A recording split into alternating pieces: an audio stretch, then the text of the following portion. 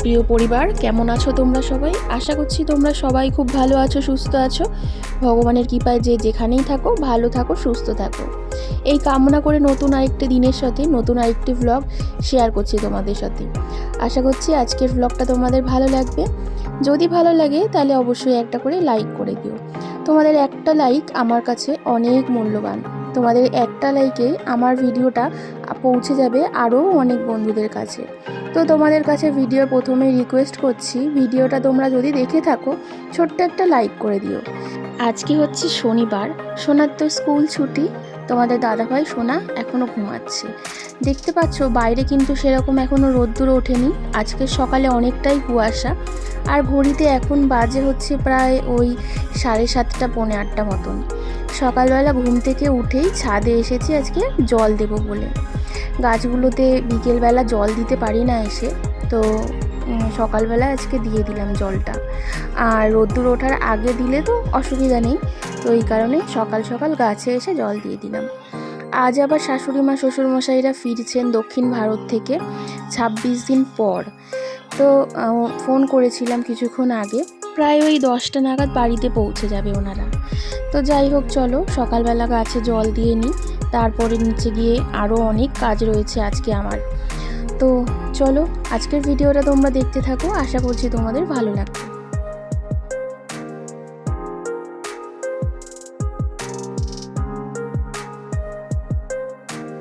গতকাল তো কাচাকাচি করতে পারিনি, তো আজকে সকালবেলা ওই কারণে জামা কাপড়গুলো ভিজিয়ে দিচ্ছি। 11টা জল আসলে কেচে নেব। জামা কাপড় আবার সঙ্গে সঙ্গে কাচালে অতটা ময়লা পরিষ্কার হয় না, তো আগে একটু ভিজিয়ে রাখছি, তারপরে 11টা জল আসলে কেচে নেব।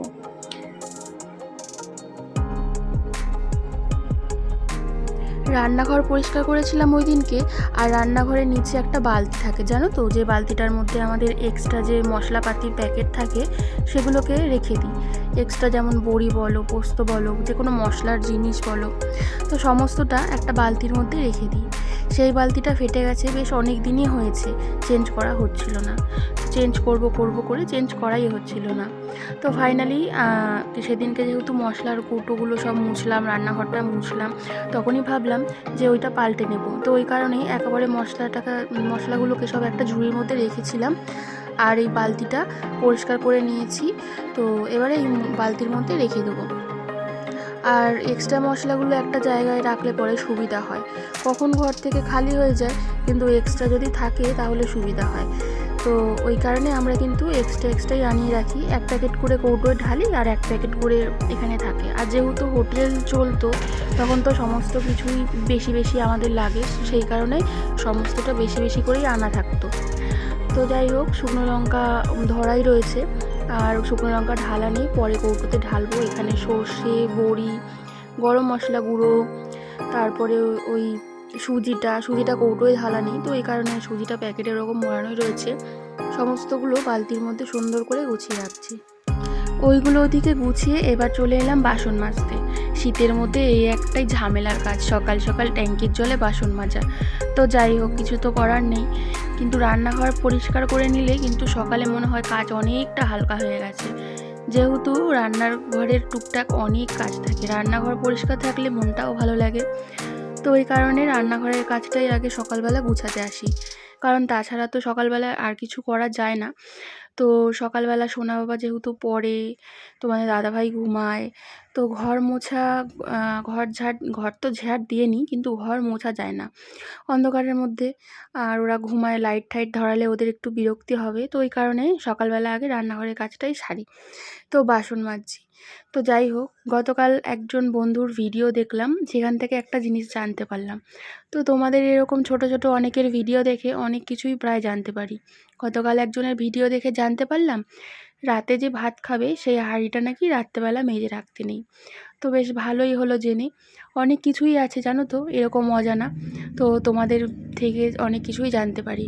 তো যাই হোক, সেই বন্ধুর জেনে কিন্তু নিয়ম মতন এবার থেকে আমিও কোনো দিন রাত্রেবেলা বাসন মেজে রাখলেও হাঁড়িটা মাজবো না। ওদিকে বাসনগুলো মেজে সব রেখে দিলাম, জল ঝরলে তারপরেই আর কি তাকের মধ্যে সাজাবো। আর তোমাদেরকে বললাম শুকনো লঙ্কা কৌটো ফাঁকা হয়ে গেছে, আর তো এই কারণে শুকনো লঙ্কাগুলো কিছুটা নিয়ে নিলাম, যতটা লাগবে। অনেকটাই তো আনা হয়েছে, তো এতটা শুকনো লঙ্কা আর কি লাগবে না, যতটা লাগবে ততটা আগে কৌটো করে ভরে রাখি, শেষ হয়ে গেলে আবার ওগুলো ভরে নেব। তো আজকে ভাবছি শুকনো লঙ্কাগুলো ছাড়িয়ে রাখি যাতে করে আমার রান্নায় দিতে সুবিধা হয়। তো এই কারণে সময় নিয়ে শুকনো লঙ্কার ইয়েগুলো বোটাগুলোকে ছাড়িয়ে রাখছি। আর এইভাবে থাকলে কিন্তু রান্না তাড়াহুড়োর সময় কিন্তু তুমি ঝটপটে দিতে পারো। এই শুকনো লঙ্কার কৌটোটা, তেজপাতা, এগুলো যদি সমস্তটা সুন্দর করে গুছিয়ে রাখা হয় না, রান্নার সময় সব থেকে সুবিধা হয়।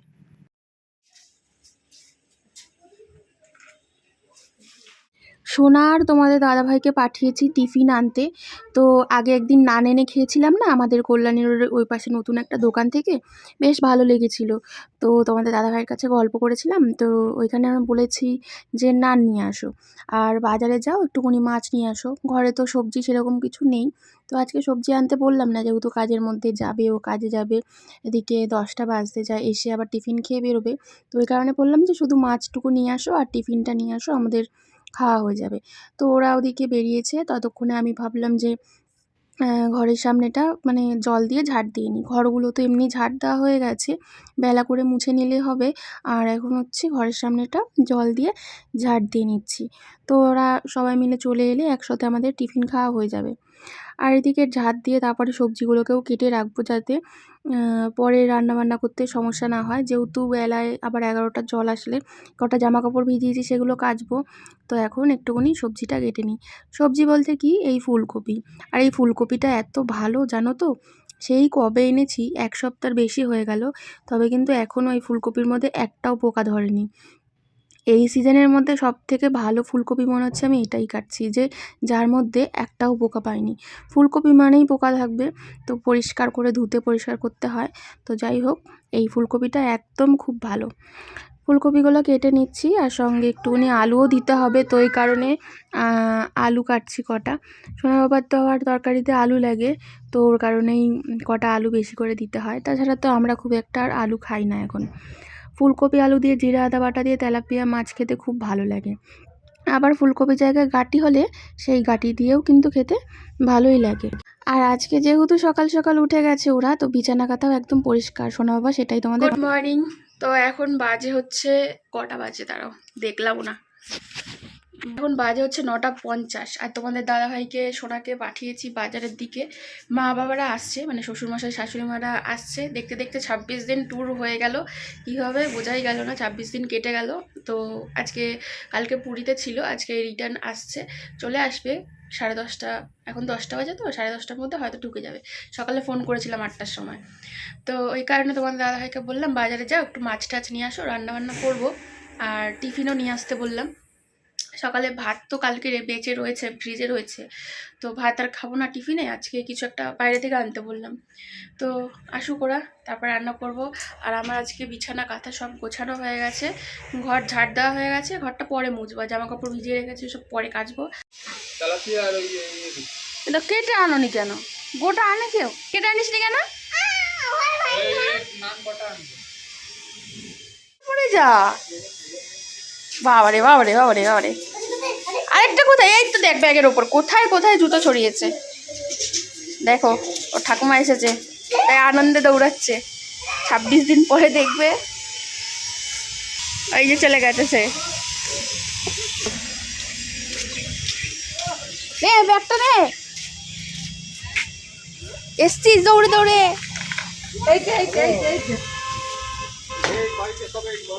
চলো চলো, এখানটায় রাখো, আরো কি আছে সব এনে এনে রাখো, তারপরে একসাথে নিয়ে যাবে। কোন দিবি? আয়, ফোন দিয়ে কি করবি? তো নান আনতে পাঠিয়েছিলাম, নান তো পাইনি, তো সে কারণে নিয়ে এসছে হচ্ছে পরোটা, আর ওদিকে মাছ নিয়ে এসছে গোটা গোটা। তো ওই লাইলন টিকা যে মাছগুলো পুরো জ্যান্ত মাছ, সেটা তো আমি জানতাম না, পরে জানতে পারলাম আর কি জ্যান্ত মাছ। আর ওদিকে কেটে নিয়ে আসেনি 4টে মাছ। তো এই নিয়ে চিন্তায় পড়ে গেছে, ওই জন্য কিছুটা বক বক করলাম যে মাছ এনেছো কেটে আনোনি কেন। তো যাই হোক, ওদিকে বক বক করে কিছু তো করার নেই, আনা হয়ে গেছে, আর কিছু করার নেই এখন। তো এদিকে তরকারিটা ঢেলে নিলাম, দেখো আলুর তরকারি দিয়েছে একটা নিরামিষ, সুন্দর খেতে। তো ভেবেছিলাম যে পরোটাটা কেমন হবে, তবে এটা কিন্তু নর্মাল পরোটা নয়, এটা হচ্ছে লাচ্ছা পরোটা। মানে খুলে একটু দেখে নিলাম, দেখে আবার রাখলাম, কারণ সবাই একটু পরে খাবে। তো যাই হোক, সবার হাত মুখ ধোয়া হয়ে গেছে, এখানে আবার প্লেটে প্লেটে খাবারগুলো বেড়ে দিচ্ছি। আর তোমাদের দাদাভাই তো কাজে যাবে। আর লাচ্ছা পরোটাগুলোও কিন্তু বেশ ভালো ছিল। তো ওদিনকে নান টেস্ট করলাম, আর আজকে লাচ্ছা পরোটা, দুটোই বেশ ভালো ছিল। তো এখানে টিফিনগুলো সেরে নিই, তারপরে দেখতে বসবো শাশুড়ি মারা ওখান থেকে ঘুরতে থেকে কি কি জিনিসপত্র নিয়ে এসছে। তো চলো আগে টিফিনটা ঝটাপট আমরা খেয়ে নিই। হ্যাঁ, আমাদের টিফিন খাওয়া কমপ্লিট। এখন মায়েরা যে ঘুরতে যায় সব গিফট নিয়ে এসছে, দেখছি। সোনার সেট, জুতো,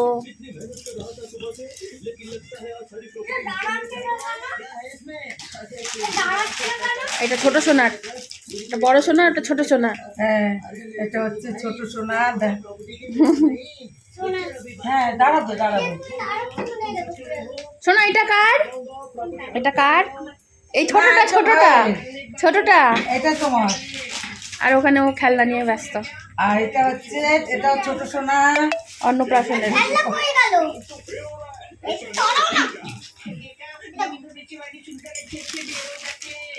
আবার দুই সোনার দুটো জুতো।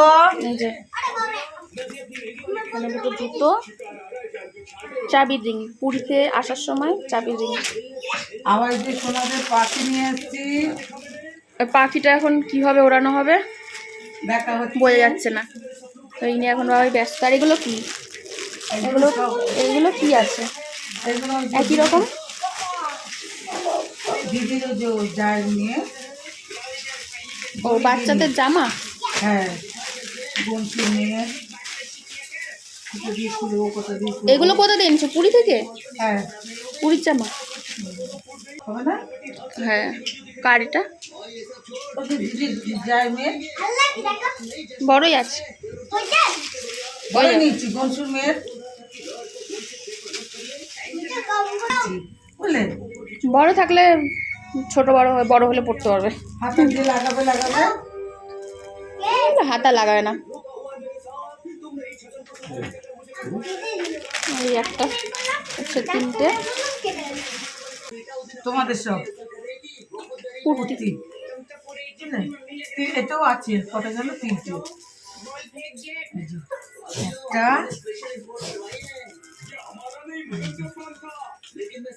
দুটো তিনটে নিয়ে এসছি। একটা হচ্ছে মায়ের, একটা দিদির, একটা তোমার। পুরীর কুর্তি শার্টগুলো যে সব এক এক করে একটা নিয়ে আসছি। কোথাকার? নিয়ে এসছি চারটে। একটা কোনদিন এসে এগুলো পুরী দিয়ে? না না, এটা হচ্ছে সেই এর থেকে। হ্যাঁ চারটে নিয়ে আসছি। একটা অলোকের, একটা অঞ্জনার রামেশ্বর, আর একটা হচ্ছে বাবার, একটা তোমার বাবার। চারটে। যে দুটো চাদর নিয়ে এসছি, একটা হচ্ছে বন্ধু ঠাকুমার, আর একটা যদি এক্সট্রা যদি দেখে যায় তাহলে ঠাকুমাকে দিয়ে দেবো। এই জন্য দুটো চাদর নিয়ে এসছি। কুর্তিটা বেশি ভালো লাগছে, ঘট ঘট। হ্যাঁ আচ্ছা নাকি? আবার দুটো ব্যাগ নিয়ে এসছি। ওই যে অঞ্জনার ওই মামলিকে কি দেবে, ওই জন্য ব্যাগ নিয়ে যায়। ও একটা দুটোই কিনেছি, চাদরও দুটো কিনেছি। এবার বাড়ি এসে সিদ্ধান্ত হবে ওই জন্য। এটা কি হ্যাঁ ওইটাও ঠিক আছে। ছোটকার মেয়ের না? হ্যাঁ সাহেবের মেয়ে। না ছোটকার মেয়ে, ও হ্যাঁ ওটা ছোটকাদার মেয়ে। হ্যাঁ ঠিক আছে। সাহেবদার মেয়ে ওখানে বড়। সামাজিক। এগুলো গামছা। হ্যাঁ চারটে গামছা নিয়ে এসছি। একটা হচ্ছে আমাদের, একটা বাবায়ের, আর দুটো এক্সট্রা নিয়ে এসছি। গামছা তো লাগে। উত্তর দেশের জন্য। ও বলি মেশোকে তো কিছু দেওয়া হয় না। গলায় দেয়, গলার মধ্যে, হ্যাঁ পুজো টুজো করে না, চাদরের মতনই। কাঁধের মধ্যে। একটা আর বাবা এই যে এটা হচ্ছে আমার সোনা পাখি, সোনার একটা আর একটা দিক আছে ওর আন্টি, সবুজ রঙের। আর এটা হচ্ছে লঙ্কা পাখি। ঠিক আছে, আরে দাঁড়া, হ্যাঁ ওটা বাবা আসে না, ঠিক করছে, দাঁড়া। দাঁড়াটা আসতে গেছে, বাবা আসুক, এটা খুলে আর ওদিকে সব উট ফুটগুলো সাজিয়ে এসেছে খেলনা, দেখো। আর এখানে সব গজমতি। হ্যাঁ ওইটা কি, এটা রূপোর মতন লাগছে এগুলো। হ্যাঁ বললো তো এগুলো কালো হয় না, কি সিলভার, ওই তিরুপতি এগুলো তিরুপতির না, আরো তাই ভাবছি কিরকম লকেটগুলো অন্য ধরনের। এগুলো একটা করে গলায় পড়লে। হ্যাঁ এই দেখো, এটা পরে নিয়েছি। এই যে হ্যাঁ এই যে একদম ছোট মতন, হ্যাঁ ভালোই লাগছে। আমি দেখে সরিয়ে দাও একটু। দেখো তোমাদের দাদাভাই আজকে জ্যান্ত মাছ নিয়ে এসছে, কিন্তু কেটে নিয়ে আসেনি, এই সমস্যা। যাই হোক, মাকে দিয়ে কাটাবো। আর মাছটা হঠাৎ করে নড়ে উঠেছে, আমরা বাসন মাছ মাঝে আমি ভয় পেয়ে গেছি, কারণ আমি তো জানি না জ্যান্ত মাছ। আর লেজটা এইটা আর এইটা দুটো একসাথে নড়ছিল, আর এখন এটাও নড়ছে এখন অব্দি। এই দেখো পাখনাটা, ঠিক আছে। মাছগুলো জ্যান্ত আছে, লাফাচ্ছিল।